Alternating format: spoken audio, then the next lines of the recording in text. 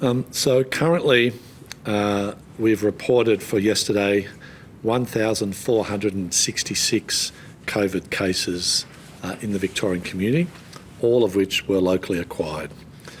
This brings to 19,627 active cases of COVID in the Victorian community. Very sadly, 8 people lost their lives yesterday with COVID-19 in today's reporting figures.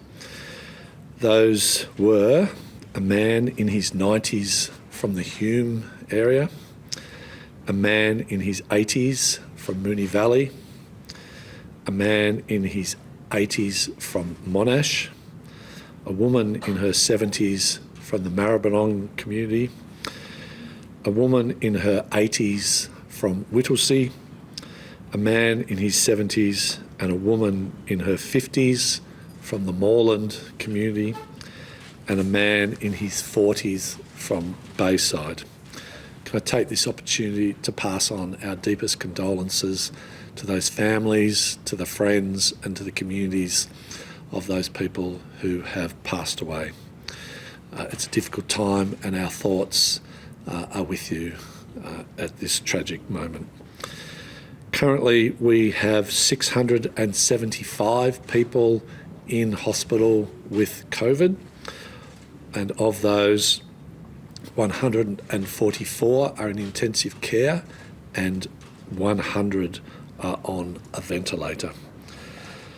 Of the cases in hospital yesterday, just 7% were fully vaccinated.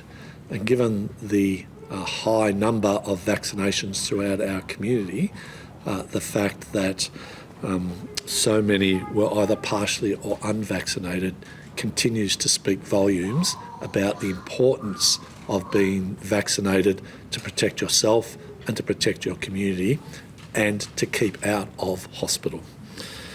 In regards to tests and vaccines, 68,509 tests were processed yesterday. There were 36,383 vaccines distributed through state-run clinics, many more than that distributed through primary care, and well over 90,000 vaccines distributed again in Victoria as Victorians come forward in increasing numbers to be vaccinated.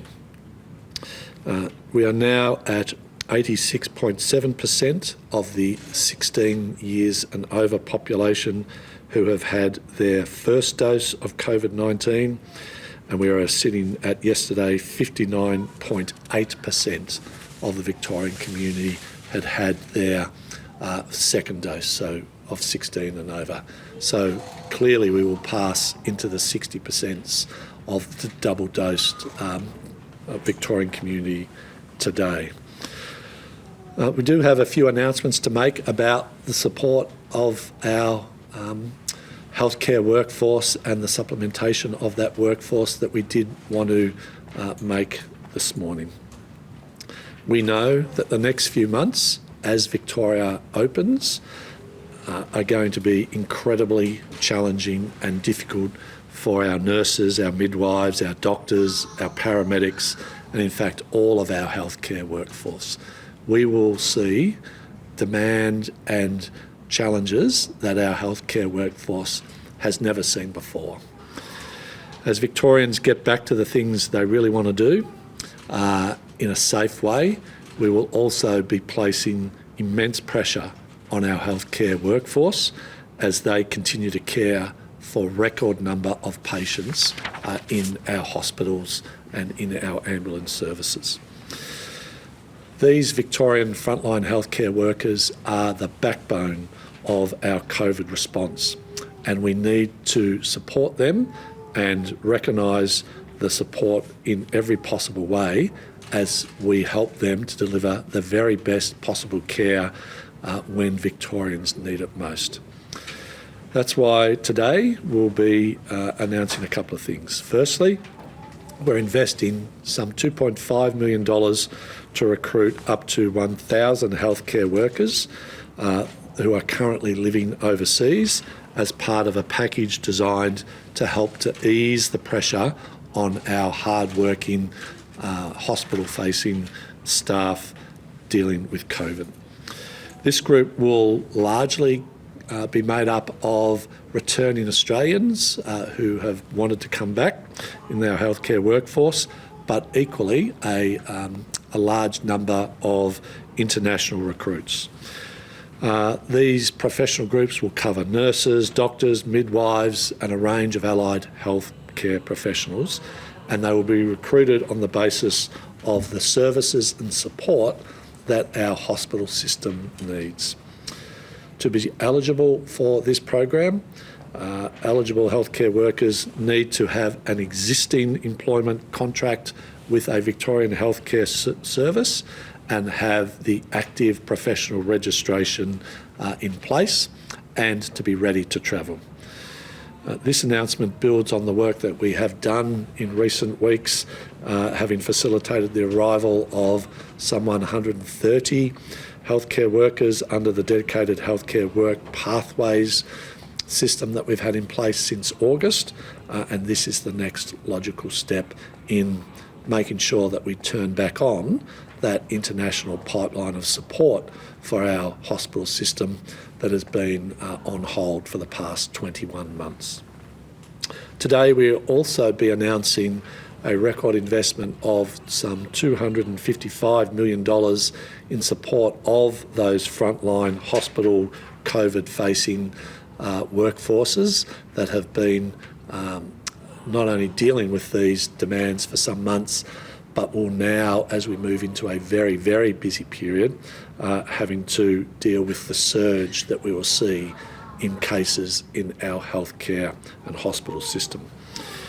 We will be establishing a new allowance to better support nurses, paramedics, doctors and those hard-working people in those front-facing, hospital-based, COVID-facing environments that are really risky but really important, and as cases increase over the coming weeks, if not months, we want to make sure that a recognition of that is in place. So really, this unprecedented investment directly into those frontline carers and workforce healthcare professionals is in response to the unprecedented times that we're in. Really, the challenges that they are dealing with on all our behalf require this unprecedented response. So we will be introducing the new hospital surge support allowance, which will be paid to patient-facing healthcare workers, providing direct care in both our public hospital services and Ambulance Victoria over the next 4 months. Starting this week, the allowance will help ensure that these highly skilled staff in our public hospitals respond to the critical care that we know they will deliver, but making sure that staffing of our emergency departments is at least supported and recognised by this unprecedented investment. It's a small part of making sure that we continue to deliver world-class patient care whilst responding to the most difficult of operating circumstances that these hospital services will probably ever face. Workers in these roles will be eligible for a tiered allowance up to $60 per shift, and we see that as continuing on till the 10th of February 2022.